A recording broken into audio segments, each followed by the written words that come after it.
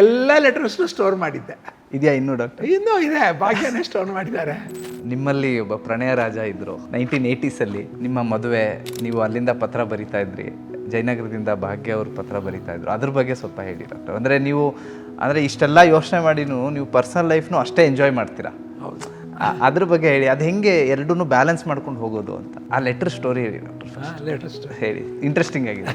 ಯಾಕೆ ಅಂದರೆ ಅದು ನವೆಂಬರ್ನಲ್ಲಿ ಫಸ್ಟು ನಾವು ಮೀಟ್ ಮಾಡಿದ್ವಿ. ಆವಾಗ ಫ್ಯಾಮಿಲಿ ಎಲ್ಲ ಯಾವಾಗ ಇದು ಅಂದರು, ನಾನಂತೆ ನಾವು we need to understand each other, ಒಬ್ಬರೊಬ್ಬರದ್ದು ಅರ್ಥ ಮಾಡ್ಕೊಬೇಕು. What is the best way to understand is, ನಮ್ಮಲ್ಲಿ ಒಳ್ಳೆತನ ಏನಿದೆ, ಯಾವ್ಯಾವ ಡಿಫಿಕಲ್ಟೀಸ್ ಬರ್ಬೋದು ಮದುವೆನಲ್ಲಿ, ಯಾವ ಥರ ಥಿಂಕಿಂಗ್ ಇದೆ, ಅವ್ರಿಗೂ ಅರ್ಥ ಆಗಬೇಕು, ಭಾಗ್ಯಂಗೂ ನನಗೂ. ಅದಕ್ಕೆ we wrote letters once a week ಬರೀತಿದ್ವಿ. ನಾನು ಅಮೆರಿಕ ಒಂದು ವಾರ ಬೇಕಿತ್ತಲ್ಲ, ಒಂದು ವಾರ ಬೇಕಲ್ಲ ಲೆಟರ್ ಬರೋಕ್ಕೆ. ಹೆಂಗೆ ಈಗ ನಾವು ಮೆಸೇಜ್ ಕಳಿಸ್ತೀವಿ, ಬ್ಲೂ ಟಿಕ್ ಆದ ತಕ್ಷಣ ರಿಪ್ಲೈ ಬಂದಿಲ್ಲ ಅಂತ ಯೋಚನೆ ಮಾಡ್ತೀವಿ. ನೀವು ಒಂದೊಂದು ವಾರ ಕಾಯ್ತೀವಿ. ಹೇಗೆ ಡಾಕ್ಟರ್? ನಾನು ಒಂದು ವಾರ ಬರೆದ್ರೆ ವಾಪಸ್ ಬರೆದ್ರೆ ಒಂದು ವಾರ 2 weeks ಆಗೋದು. ಆದರೆ ಎಲ್ಲ ಲೆಟರ್ಸ್ನು ಸ್ಟೋರ್ ಮಾಡಿದ್ದೆ. ಇದೆಯಾ ಇನ್ನೂ ಡಾಕ್ಟರ್? ಇನ್ನೂ ಇದೆ, ಭಾಗ್ಯನೇ ಸ್ಟೋರ್ ಮಾಡಿದ್ದಾರೆ. 1 ವರ್ಷ ಬರೆದ್ವಿ ಆಲ್ಮೋಸ್ಟ್. ಏನು ಅಂದರೆ ಆ ಥಾಟ್ಸ್ ಎಲ್ಲ ಬರೆಯೋದು. ನನಗೆ ಅಂದ್ರೆ ಇದಿಷ್ಟ, ಭಾಗ್ಯ ಬರೆಯೋರು ಇಲ್ಲ ನನಗೆ ಇದಿಷ್ಟ. ಅದೇ ನಾವು ಏನೋ mostly about our values. I loved the values she had. ಅವ್ರ ಮನೇಲಿ ಹೆಂಗೆ ಬೆಳೆಸಿದ್ರು. ಮೋಸ್ಟ್ಲಿ ಇಂಪಾರ್ಟೆಂಟ್ ಥಿಂಗ್ ಈಸ್, ಭಾಗ್ಯನ್ಗೂ ಆರ್ಟ್ ಅಂದ್ರೆ ಇಷ್ಟ, ಕಲ್ಚರ್ ಅಂದ್ರೆ ಇಷ್ಟ, and willing to learn. She was only not even 20, correct, just reaching 20 years.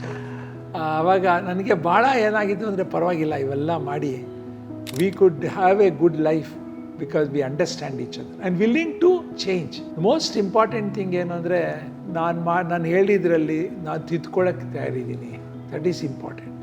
So ಇವಾಗ ಭಾಗ್ಯ ಬಂದಮೇಲೂ why we didn't have any ಇದು ಇಶ್ಯೂ, ಸ್ಮೂತಾಗಿ ಆಯಿತು ಅಂದರೆ ಬಿಕಾಸ್ ಆಫ್ ದ ಲೆಟರ್ಸ್.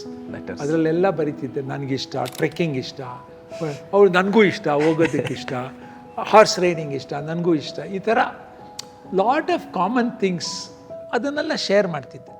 ಆದರೆ ಏನು ಅಂದರೆ, it was good honest sharing. ಆ ಲೆಟರ್ಸ್ ಆನೆಸ್ಟಾಗಿ ಬರೀತಿದ್ವಿ. ಯಾಕೆಂದರೆ ನಮಗೆ ಕೊನೆ ತನಕ ಗೊತ್ತಿರಲಿಲ್ಲ ನಿಜವಾಗ್ಲೂ ಮ್ಯಾರೇಜ್ ಸಕ್ಸಸ್ ಆಗುತ್ತೆ, ಆಗಬೇಕೋ ಏನೋ ಅಂತ, ಏನೋ.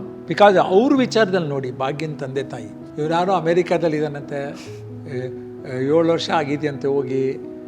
ಏನೋ ಅವ್ನು ಅಮೇರಿಕಾದಲ್ಲಿ ಏನು ಮಾಡಿದಾನೋ ಏನೋ, ಯಾರಿಗೂ ಗೊತ್ತು. ಹೆಂಗಪ್ಪ ಇದು ಕೊಡೋದು, ನನ್ನ ಮಗಳು ಇನ್ನೂ 19 ವರ್ಷ ಆಗಿದೆ, 20 ವರ್ಷ ಕೊಡ್ಬೋದಾ? ಅವ್ರಿಗೂ ಆಂಗ್ಸೈಟಿ ಇರುತ್ತೆ ಹೋದ್ಮೇಲೆ ಏನಾರು ಆದರೆ. ಎಷ್ಟೋ ಕತೆಗಳು ಕೇಳಿ, ಭಾಗ್ಯನಿಗೂ ಇರುತ್ತೆ, ಯಾರೋ ಆಂಕಾಲಜಿಸ್ಟು, ಕ್ಯಾನ್ಸರ್ ಸ್ಪೆಷಲಿಸ್ಟು. ಅಲ್ಲ, ನನಗೂ ಇರುತ್ತೆ, ಏನಪ್ಪ ಇವರು ಈ ವಯಸ್ಸಿನಲ್ಲಿ ಬರ್ತಾ ಇದ್ದಾರೆ, ನಾನೇನು ಚೆನ್ನಾಗಿ ನೋಡ್ಕೊಳಕ್ಕಾಗುತ್ತೋ ಇಲ್ಲೋ. ಈ ಥರ ಎಲ್ಲ ಇದ್ಬೇಕಾದ್ರೆ best way to solve it is through writing. Phone ಕಾಲ್ನಲ್ಲಿ ಆಗಲ್ಲ. ಸೊ ಈಗೇನು ನೀವು ಕುರುವೆ ಅಂದರೆ ಟೆಕ್ಸ್ಟ್ ಮಾಡೋದು ಬಿಟ್ಟು ಪತ್ರ ಬರೀಬೇಕು ಅಂತ ಹೇಳಿ, ಪತ್ರ ಬರೀಬೇಕು. ಇವಾಗ ಅಫ್ಕೋರ್ಸ್ ಇಮೇಲ್ ಇದೆ, ಎಲ್ಲ ಇದೆ. ಬಟ್ ನನಗೇನೋ ಪತ್ರ ಬರೆಯೋದು, ಬರವಣಿಗೆಯಲ್ಲಿ ಒಂದು ಎಕ್ಸ್ಪ್ರೆಸ್ ಬೇರೆ ರೀತಿ ಅಂದರೆ ಆಗುತ್ತೆ ಡಾಕ್ಟರ್. ನಮ್ಮೇ ಹ್ಯಾಂಡ್ ರೈಟಿಂಗ್ನಲ್ಲಿ ಬರೆದ್ರೆ ಇಟ್ ಇಸ್ ಫನ್. ನಮ್ಮ ತಂದೆನೂ ಬರೆಯೋರು, ಪ್ರತಿ ವಾರನೂ ಕೂತ್ಕೊಂಡು ಬರೆಯೋರು. ಡಿಯರ್ ಅಜಯ್, ಹೀಗೆ ನಾನು ಹೆಂಗಿದ್ಯಾ ನೀನು, ನಾನು ಹಿಂಗಿದ್ದೀನಿ. ನಾವು ಬರಿತಿದ್ವಿ. ಅದೆಲ್ಲ ಸ್ಟೋರ್ ಮಾಡಿದ್ದೆ, ಭಾಗ್ಯನ ಲೆಟರ್ಸ್ ಅಂತ.